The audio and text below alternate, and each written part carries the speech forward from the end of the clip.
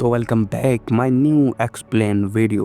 और इस बार की एक्सप्लेन वीडियो काफ़ी इंटरेस्टिंग होने वाली है क्योंकि आज की इस वीडियो में हम एक्सप्लेन करने वाले हैं एक मूवी को जिसका नाम है द ब्लैक फोर्ट। इसका दूसरा पार्ट भी जल्दी रिलीज होने वाला है इसी महीने। तो उसके पहले आप लोग को इस मूवी के बारे में जानना जरूरी है। चलो बिना टाइम गवाए इस वीडियो को शुरू करते हैं। तो वीडियो को लाइक कर। मूवी की कहानी सेट है 1978, जहाँ एक टाउन में बहुत सारे बच्चे अचानक से गायब होने लगते हैं। शॉकिंग बात यह है कि जहाँ से बच्चे गायब होते हैं हमेशा से एक काली गाय देखने को मिलती, जहाँ ब्रूस नाम का लड़का बहुत ही रहस्यमय तरीके से गायब हो जाता है। ब्रूस की एक बहन थी जिसका नाम था क्वेन। क्वेन को एक सपना आया था कि उसका भाई जल्द ही गायब होने वाला और उसे गायब करेगा एक मार्क्समैन। और क्वेन ने सपना अपने दोस्त को बताया था और कुछ दिन बाद उसका भाई गायब हो गया। क्वेन ने अपने सपनों के बारे में अपने दोस्त को बताया था और ये बात पुलिस वालों को भी पता चल गई, जिसकी वजह से क्वेन खतरे में पड़ गई क्योंकि अब पुलिस वालों को उसी पर डाउट था। इधर टाउन में और भी बच्चे गायब होने लगे, जहाँ इस बार फिनी नामक एक लड़का भी गायब हो जाता है। जहाँ फिनी की जब आँख खुलती है तो वो एक बंद कमरे में पाता है, जहाँ उसके पास एक मास्क पहना हुआ आदमी आता है और वो उससे बोलता है कि तुम्हारे साथ कुछ गलत नहीं होगा, तुम आराम से यहाँ रह सकते हो। जहाँ फिनी उस कमरे में चेक करता है तो वहाँ बस एक ब्लैक फोन और एक टॉयलेट के अलावा कुछ और देखने को नहीं मिलता है। वो मास्क वाला आदमी एक बार दोबारा आता है उस कमरे में, जहाँ इस बार उसका मास्क बहुत ही चेंज था। जहाँ फिनी उस मास्क वाले मैन से कहता है कि मैं यहाँ पर बहुत तेज से चिल्लाऊंगा अगर तुम यहाँ से मुझे नहीं निकाल दे। जहाँ वो बोलता है कि तुम चिल्ला सकते हो, यहाँ कोई दिक्कत नहीं है, तुम चिल्ला कर देख लो क्योंकि तुम्हारी आवाज इस कमरे से बाहर नहीं जा सकती। जहाँ फिनी जोर जोर से चिल्लाने लगता है लेकिन उसकी आवाज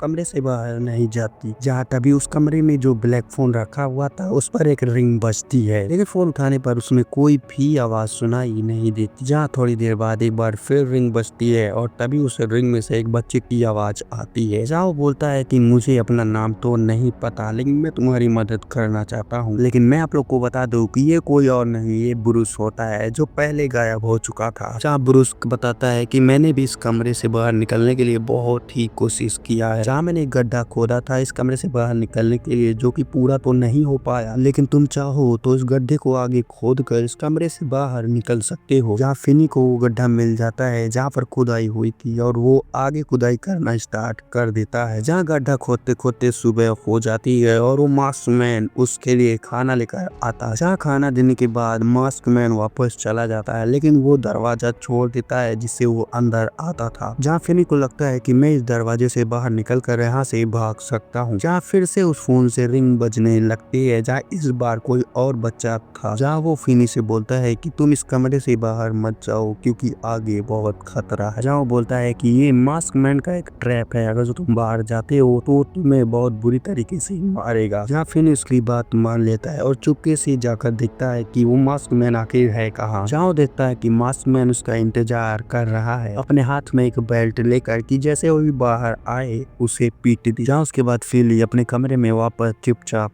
आ जाता है और दिया हुआ खाना खाने लगता है। जहाँ इससे ये तो कंफर्म हो गया कि उस फोन पर जो भी फोन आते हैं वो किसी इंसान के नहीं बल्कि भूतों के होते हैं, क्योंकि इस कमरे में ऑलरेडी रह चुके हैं और वो लोग नहीं चाहते हैं कि फिली भी यहाँ फंस जाए और इसी वजह से वो इस कमरे से उसे बाहर निकालना चाहते हैं। जहाँ उसके बाद हम क्वेन को देखते हैं जिसको वो सारी चीजें दिखाई दे रही जो कि फिली के साथ हो रही थी। जहाँ ये सारी बात क्वेन अपने फादर को बताती है, जिसके बाद फादर उसकी मदद करने के लिए रेडी हो जाता है। इधर फिली के पास एक और कॉल आती है जो उसे बताता है कि मास्कमैन के पास एक गेम है जिसका नाम है नॉटी बॉय। जो भी इस कमरे से बाहर निकल कर जाता है तो मास्कमैन उसे बेल्ट से मारता है कि जब तक बेल्ट ना टूट जाए, और उसके बाद भी अगर जो बच्चा बच जाता है तो फिर नेक्स्ट लेवल गेम खेला जाता है। यहाँ वो बच्चा फिनी को बताता है कि अभी बहुत ही बढ़िया टाइम है क्योंकि मास्कमैन अभी सो रहा है, दरवाजा भी खुला हुआ है, तो तुम यहाँ से भाग सकते हो। जहाँ फिनी ऐसा ही करता है और वो गेट खोलकर भाग जाता है। इधर मास्कमैन की आँख खुलती है और वो उसका पीछा करने लगता है, जहाँ वो उसे पकड़ भी लेता है। जहाँ वो दोबारा से उस कमरे में उसे ला कर रख देता है। इधर क्वेन को एक सपना आता है कि 7741 में वो मास्कमैन रहता है। इधर फैनी को एक और कॉल आता है जो उसे बताता है कि इस दीवार के पीछे एक फ्रिज है और उस फ्रिज के जरिए तुम स्टोर रूम में पहुंच जाओगे, लेकिन इसके लिए इस दीवार को तोड़ना पड़ेगा। जहाँ फैनी ऐसा ही करता है, वो दीवार तोड़कर फ्रिज में तो चला जाता है लेकिन फ्रिज बंद होती है और इसकी वजह से वो उस कमरे से बाहर नहीं निकल पाता। जहाँ फैनी पूरी तरीके से हार मान चुका था तभी उसके पास एक और कॉल आती है और वो बंदा बोलता है कि तुम्हारे पास अब उस मास्कमैन से लड़ने के अलावा कुछ और नहीं है, तुम्हें हमारे लिए और अपने लिए उससे लड़ना पड़ेगा। जहाँ फैनी उनकी बात मान जाता है और वो लोग बोलते हैं कि ये लास्ट कॉल है, इसके बाद कोई कॉल नहीं आएगी। जहाँ फैनी अब तैयार हो चुका था उस मास्क मैन से लड़ने के लिए। जहाँ मास्क मैन जैसे ही अंदर आता है फैनी के जाल में फंस जाता है और उसका पैर टूट जाता है। जहाँ उसके बाद फैनी उसी टेलीफोन के वायर से उस मास्क मैन का गला दबा डालता है। इधर फैन पुलिस वाले को लेकर उस घर पर पहुंच जाती है। यहाँ सभी बच्चों की लाश मिल जाती है जो इस घर में मरे थे। यहाँ इसके बाद दोनों भाई बहन घर वापस लौट आते हैं। इसी के साथ ये मूवी तो खत्म हो जाती है, लेकिन सेकंड पार्ट में हमें क्या देखने को मिलेगा ये सबसे बड़ा सस्पेंस है। ऐसे आप लोगों ने मूवी को देख रखा है या नहीं कमेंट में जरूर बताना,